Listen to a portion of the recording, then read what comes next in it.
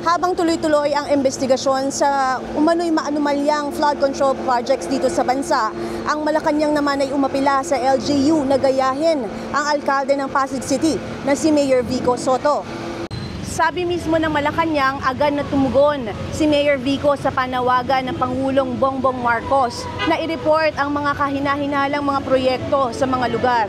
At kanina, sa press briefing na ginanap, mismong si Claire Castro, ang press officer, ang nagsabi na gayahin ng mga LGU at ng mga officials ang ginagawang ganito ni Mayor Vico.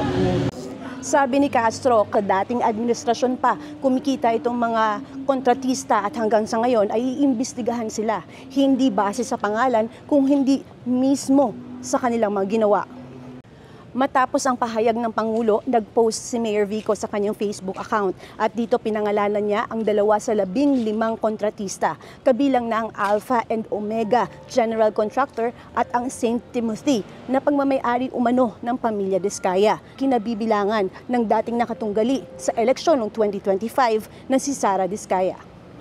Dagdag pa ni Soto, may 7 pang kumpanya ang konektado sa mga Diskaya, kabilang na nga ang St. Gerard Construction. At anya, handa silang tumulong sa Pangulo, magbigay ng impormasyon at mga red flags. Kaninang umaga naman, nag-repost si Soto reklamo na inilabas ng Iloilo Mayor kaugnay sa flood control project na ginawa din ng nasabing kumpanya. Ihabol ko nga pala, sinubukan ko na kunin ang pahayag ng may-ari ng mga kumpanyang nabanggit dito, ngunit tumanggi sila magbigay nito.